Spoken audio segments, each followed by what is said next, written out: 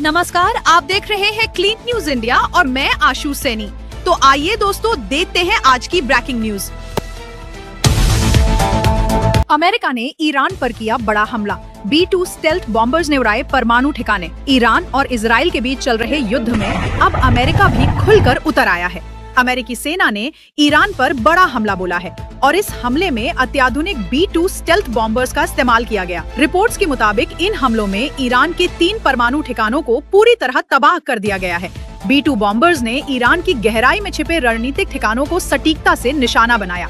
क्या है B-2 stealth bomber और क्यों है इतना खास? B-2 स्टेल्थ बॉम्बर अमेरिकी वायुसेना का एक अनोखा और बेहद घातक हथियार है, जिसे नॉर्थरोप ग्रूमन कंपनी ने डिजाइन और विकसित किया है। पहली बार 1989 में इसकी उड़ान हुई थी और तब से ये विमान अमेरिका की स्टेल्थ तकनीक की पहचान बन चुका है।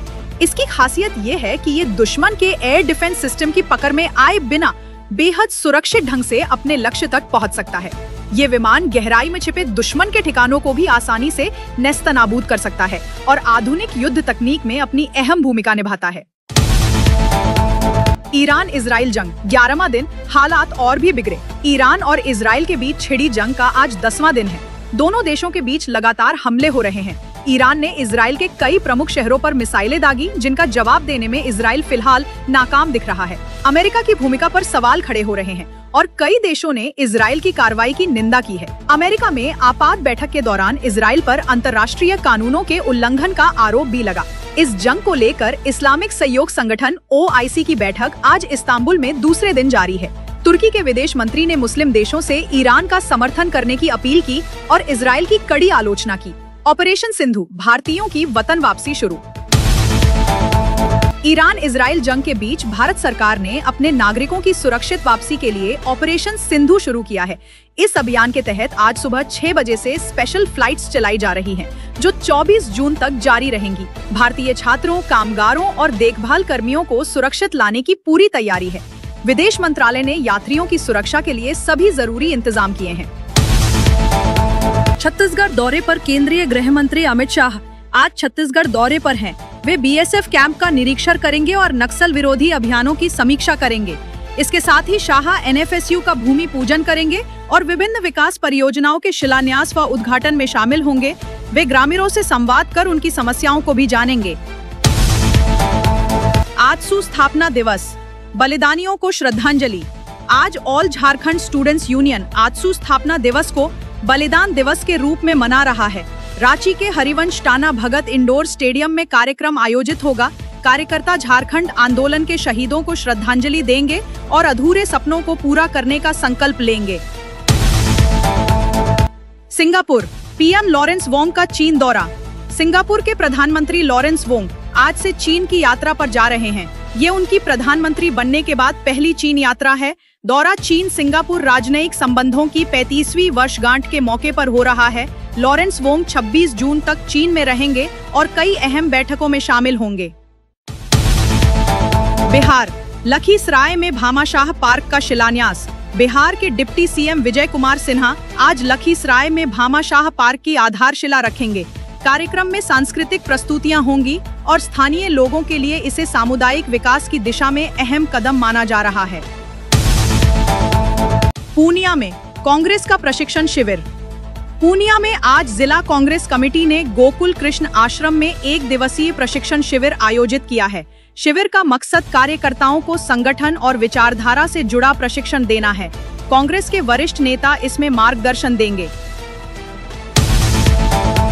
गुजरात पंचायत चुनाव, मतदान जारी।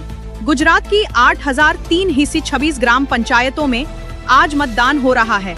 इन चुनावों में OBC को 27% आरक्षण दिया गया है, जो जवेरी आयोग की सिफारिश पर आधारित है। मतदान सुबह 7 से शाम 6 बजे तक होगा और 25 जून को मतगणना होगी। मौसम अपडेट, मॉनसून की दस्तक दिल्ली, हरियाणा, पंजाब, राजस्थान और मध्य प्रदेश में मॉनसून सक्रिय है। इन राज्यों में भारी से बहुत भारी बारिश की संभावना जताई गई है। गुजरात, कोंकण और गोवा में भी तेज बारिश का अलर्ट जारी हुआ है। पूर्वोत्तर भारत में बारिश जारी रहेगी, जबकि बिहार, झारखंड में हल्की से मध्यम वर्षा का अनुमान है। शहबाज शरीफ की अमेरिका से गुहार, भारत से वार्ता को लेकर दिखाई इच्छा पालराम में। हुए आतंकी हमले के बाद भारत की सख्त कार्रवाई से पाकिस्तान पर दबाव साफ नजर आने लगा है। इसी कड़ी में पाकिस्तान के प्रधानमंत्री शहबाज शरीफ ने एक बार फिर भारत के साथ बातचीत की मंशा जाहिर की है। पाकिस्तानी प्रधानमंत्री ने अमेरिका के विदेश मंत्री मार्को रूबियो से मुलाकात के दौरान जम्मू कश्मीर, सिंधु जल संधि, व्यापार और आतंकवाद विरोधी उपायों जैसे लंबित मुद्दों पर भारत से वार्ता की इच्छा जताई। शहबाज शरीफ ने अमेरिका से इस प्रक्रिया में मदद की गुजारिश भी की है। बीजेपी सांसद तेजस्वी सूर्या का तीखा हमला, कांग्रेस पर उठाए विदेशी एजेंटों से जुड़े सवाल। बीजेपी सांसद तेजस्वी सूर्या ने कांग्रेस पर बड़ा आरोप लगाते हुए कहा कि हमें सरकार से नहीं बल्कि कांग्रेस से ये पूछना चाहिए कि उनकी निष्ठा आखिरकार किसके प्रति है। क्या कांग्रेस पार्टी विदेशी ताकतों की कठपुतली बन चुकी है? सूर्या ने कहा कि भारत सरकार ने कई बार अपनी स्थिति स्पष्ट कर दी है। प्रधानमंत्री नरेंद्र मोदी ने खुद अमेरिकी राष्ट्रपति से टेलीफोन पर बातचीत कर भारत की स्थिति को साफ तौर पर बताया। साथ ही उन्होंने दोहराया कि युद्ध विराम का अनुरोध भारत से नहीं बल्कि सीधे पाकिस्तान की सेना ने भारत के सैन्य अधिकारियों से संपर्क कर किया था। अगर आपको वीडियो अच्छा लगा हो तो वीडियो को लाइक करना, शेयर करना और clean news India Hindi channel को सब्सक्राइब करके बेल आइकन को जरूर दबा देना। रोजाना ऐसे ही देश दुनिया की काम की और महत्वपूर्ण खबरें देखने के लिए मिलेंगे नेक्स्ट वीडियो में।